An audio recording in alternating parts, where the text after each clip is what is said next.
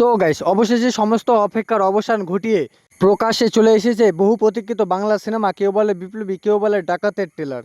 আর ভাই, জিদ্দা এটা কি করছে, পুরো আগুন লাগিয়ে দিয়েছে টলিউডে এবার।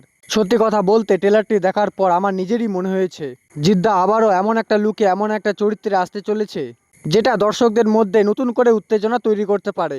কারণ আমরা জিদ্দাকে অনেক ধরনের চরিত্রে দেখেছি, যে ধরনের চরিত্রকে কেন্দ্র করে সিনেমাটা তৈরি হয়েছে সেটা একেবারেই অন্যরকম। আর সব থেকে বড় কথা, এটা কিন্তু জিদ্দার কামব্যাক মুভি হিসাবে দর্শকদের কাছে একটা আলাদা গুরুত্ব রাখছে। আমরা কিন্তু আবারও দেখতে চলেছি সেই পুরনো দিনের জিদ্দাকে, যে জিদ্দার পোস্টার দেখলেই একটা সময় দর্শকদের মধ্যে উত্তেজনা তৈরি হতো। সেই জিদ্দাকে এবার একেবারে অন্যভাবে দেখতে চলেছি। আর ভাই, জিদ্দার এই লুকটা কিন্তু আমার কাছে মারাত্মক লেগেছে। সত্যি বলছি, ট্রেলারে জিদ্দাকে যেভাবে দেখা গেছে আমার তো বেশ ভালো লেগেছে।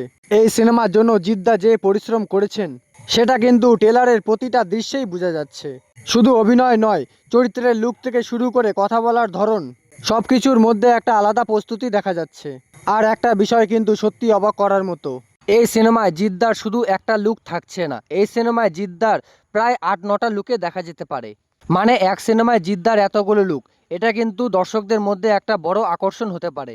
প্রতিটা লুকের মধ্যে একটা আলাদা সময় ছাপ রয়েছে।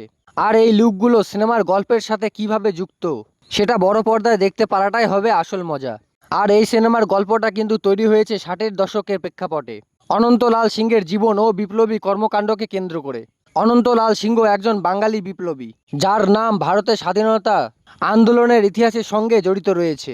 তার জীবন, তার বিপ্লবী কর্মকাণ্ড এবং সেই সময়ের ঐতিহাসিক ঘটনাকে কেন্দ্র করে তৈরি হয়েছে এই সিনেমার গল্প। তবে সিনেমাটা ঠিক কতটা ইতিহাসের সঙ্গে মিল রেখে তৈরি হয়েছে আর কতটা সিনেমার প্রয়োজনে পরিবর্তন করা হয়েছে সেটা অবশ্যই সিনেমা মুক্তি পাওয়ার পর ভালোভাবে বোঝা যাবে। কিন্তু ট্রেলার দেখে এইটুকু বোঝা যায়, নির্মাতারা সেই সময়কালকে তুলে ধরার জন্য যথেষ্ট পরিশ্রম করেছে। সিনেমার ভিজুয়াল, পোশাক, লোকেশন সবকিছুর মধ্যে একটা পুরনো সময়ের আবহ তৈরি করার চেষ্টা দেখা গেছে। আর ভাই, ট্রেলারের লাইটিংয়ের কাজটাও আমার বেশ ভালো লেগেছে। ট্রেলার এডিটিংয়ের কাজও বেশ ভালো হয়েছে। গল্পের সবকিছু একসঙ্গে না দেখিয়ে অ্যাকশন, চরিত্র আর গল্পের কিছু গুরুত্বপূর্ণ মুহূর্তকে সুন্দরভাবে সাজানো হয়েছে।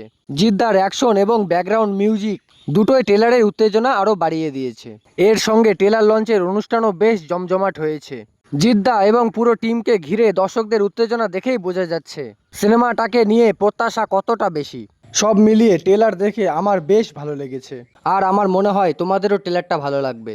তাই সিনেমাটা যখন হলে আসবে, তোমরা অবশ্যই হলে গিয়ে সিনেমাটা দেখো, কারণ এটা জিদ্দার জন্য একটা গুরুত্বপূর্ণ কামব্যাক মুভি।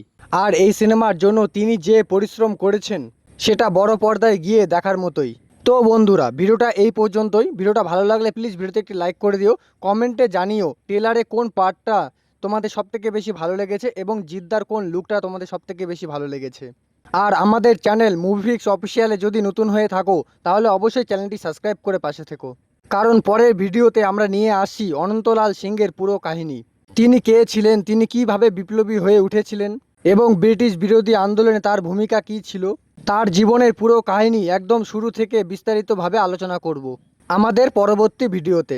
তাই সেই ভিডিওটা মিস করতে না চাইলে এখনই মুভিফিক্স অফিসিয়াল চ্যানেলটি সাবস্ক্রাইব করে রাখুন। আজকের ভিডিওটা এতটাই, আবারও দেখা হবে নতুন কোনো বাংলা সিনেমার নতুন আপডেট নিয়ে। ততক্ষণ পর্যন্ত ভালো থাকুন, সুস্থ থাকুন, দেখতে থাকুন মুভিফিক্স অফিসিয়াল। ধন্যবাদ।